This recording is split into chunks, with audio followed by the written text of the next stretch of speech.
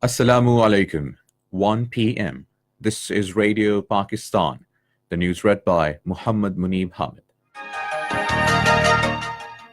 First, the headlines. Indian forces again resorted to unprovoked firing along the line of control, killing 2 civilians. Information Minister says establishment of peace in the region is top priority of the government. UN Secretary-General has called on India and Pakistan to keep a positive momentum generated by release of captive Indian pilot by Pakistan and de-escalate the tension. Kashmiri leadership has vowed to resist any Indian attempt to change the special status of occupied Jammu and Kashmir. And now the news in detail. Indian forces have again resorted to unprovoked firing along the line of control, martyring 2 civilians and injured 2 others. According to ISPR, the Indian forces targeted civilian population in Tatapani and Jandrod sectors. Pakistani forces gave a befitting response to the Indian firing, targeting their posts. Minister for Information and Broadcasting Chaudhry Fawad Hussain has said that Pakistan is proud of its talented youth, which constitutes 65% of its population.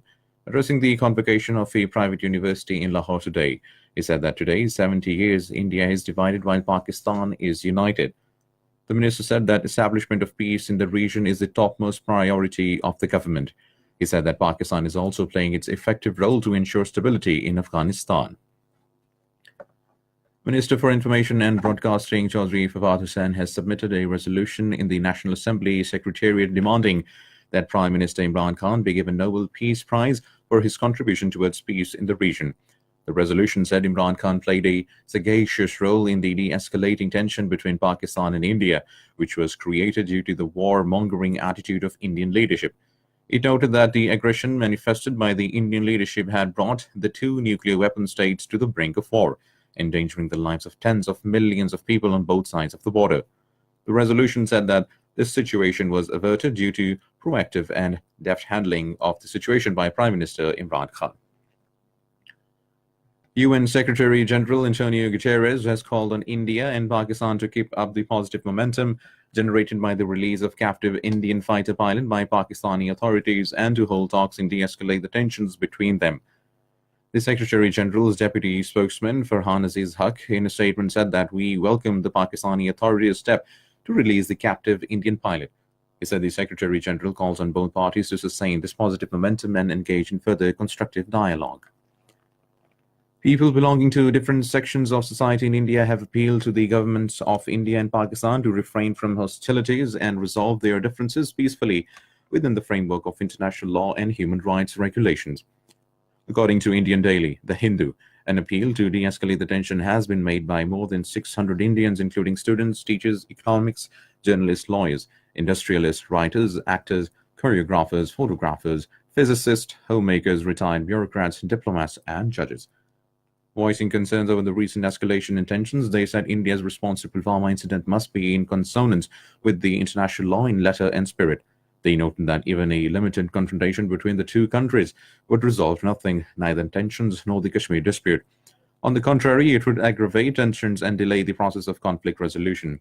The Indians admitted that the principal victims of this conflict are the civilian residents of Kashmir, who have endured immense suffering over the years, including gross human rights violations. In occupied Kashmir, the Joint Resistance Leadership has said that the Kashmiris will collectively resist any assault on Article 370 and 35A of the Indian Constitution, which grants special status and rights to Jammu and Kashmir and its people. Meanwhile, 6 people were killed and 31 injured when a bus fell into a deep gorge in Udhampur district today. In Mali, 9 soldiers in the 5-nation G5 Sahel anti-military force were killed when their vehicle was blown up in an explosion in Bolkesi in the Mopti region. Different parts of the country, including Islamabad and Rawalpindi, are receiving intermittent rains.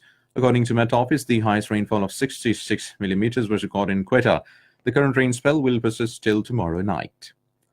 And that is the end of the news. For more news and analyses, log into our website radio.gov.pk.